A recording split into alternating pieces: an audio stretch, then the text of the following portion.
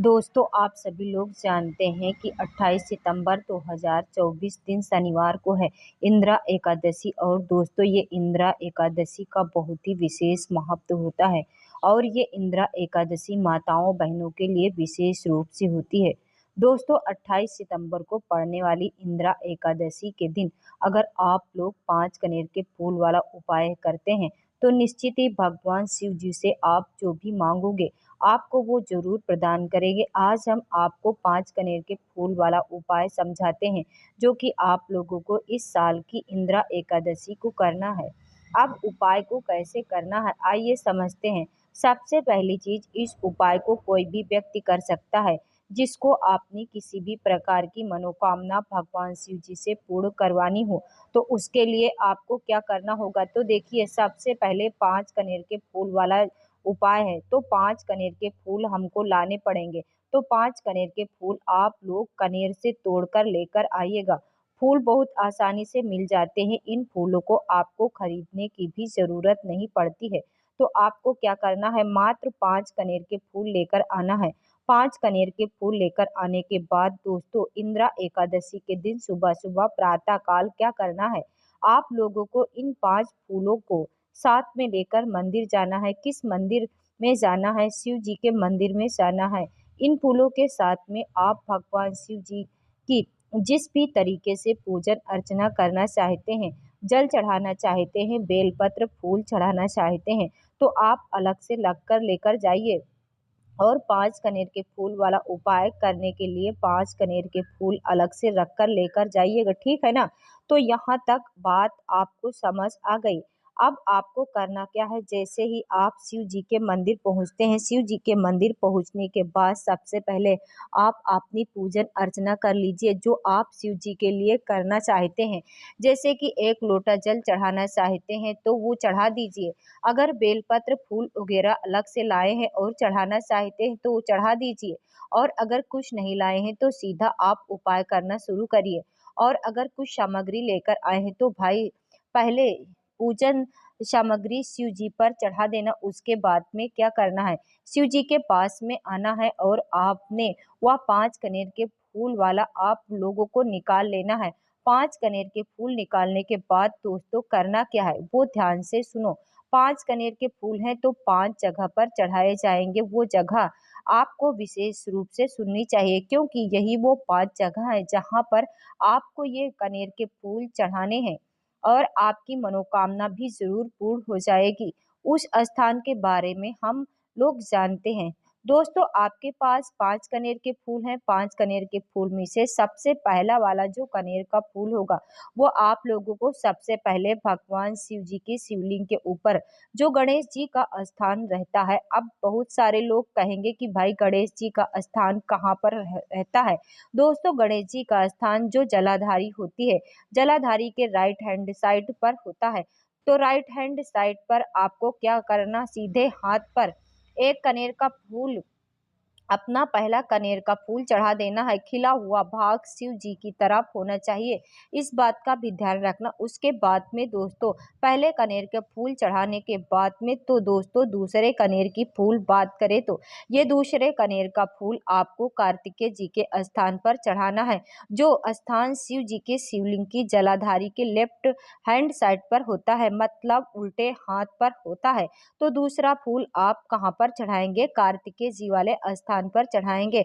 अब 2 फूल आपके चढ़ गए। अब जो तीसरा फूल चढ़ाएंगे वो आप कहाँ पर चढ़ाएंगे, वो अब चढ़ाएंगे आप लोग माता जगत जननी का जो हस्तमल जलाधारी होती है। जलाधारी के बीचों बीच में एक माता अशोक सुंदरी जी का स्थान होता है। तो आपको क्या करना है, उस माता अशोक सुंदरी जी वाले स्थान पर अपना तीसरा फूल समर्पित करना है। खिला हुआ बाग शिवलिंग की तरफ करके ही रखना है। तो आपने अपना तीसरा फूल भी वहां पर शिवलिंग के ऊपर समर्पित कर देना। अब दोस्तों बात करते हैं चौथे कनेर के फूल की। चौथा फूल आपको कहाँ पर चढ़ाना है, इस चौथे फूल को आपको चढ़ाना है जो शिवलिंग होती है, शिवलिंग का जो कटी भाग होता है या जगत माता जगदम्बा का मस्तमल रहता है, मतलब शिवलिंग के कटी भाग के साइड में जलाधारी के ऊपर आप अपना ये चौथा फूल रख सकते हैं। इसको चढ़ाने की एक और जगह है जो कि शिव जी की शिवलिंग के ऊपर जो पात्र टंगा हुआ होता है, जो इससे बूंद बूंद करके जल टपकता है। शिव जी की 5 बेटियों का स्थान होता है, जया, विश्वरी, श्यामली, तवतरी और देव। अगर आप लोग इस जगह पर न चढ़ाकर इस जगह पर भी चढ़ाएंगे तो भी आपको यही फल मिलेगा। पर ये वाला जो फूल है, ये सिर्फ चौथे फूल को ही आप कर सकते हो। चौथे फूल को या तो माता जगदम्बा जी के हस्तमल कमर पर चढ़ा दो, या तो शिव जी की 5 बेटियों के ऊपर टंगी हो, मतलब ऊपर रहती हैं, जिससे जल टपकता उसके अंदर भी आप लोग डाल सकते हो। तो यहाँ पर आपके 4 कमल कनेर के फूल जो है चढ़ चुके हैं। उसके बाद में दोस्तों आखिरी फूल के बारे में जो बात करें, तो जो आखिरी वाला जो फूल है ना, ये स्वयं भगवान शिव जी की शिवलिंग के ऊपर चढ़ेगा। और जब आप लोग ये वाला फूल भगवान शिव जी की शिवलिंग के ऊपर चढ़ा देते हो, तो चढ़ाने के बाद दोस्तों क्या करना है, आप लोगों को अपनी मनोकामना भी भगवान शिव जी से बोल देना है, क्योंकि आपकी जो भी मनोकामना को भगवान शिव जी आपकी जरूर पूरा करेंगे। पर दोस्तों अभी उपाय पूरा नहीं हुआ है, इसलिए उपाय को पहले अच्छे से सुन लो। तो देखो, जैसे ही आप लोग 5 कनेर के फूल वाला उपाय कर लो, 5 अलग अलग जगह पर शिवलिंग के ऊपर ही ये 5 कनेर के फूल चढ़ा दो। उसके बाद में क्या करना है दोस्तों, आप लोगों को भगवान शिव जी की शिवलिंग के पास में बैठ जाना है, और बैठने के बाद में आंखें बंद करके हाथ जोड़ करके एक नाम को 3 बार बोलना है। वो नाम क्या है? वो नाम है दोस्तों स्वधा, पार्वती जी की नानी का नाम है। और इस स्वधा नाम को आपको भगवान शिव जी के सामने बैठकर 3 बार इसका उच्चारण करना है, कुछ इस तरीके से, स्वधा स्वधा स्वधा।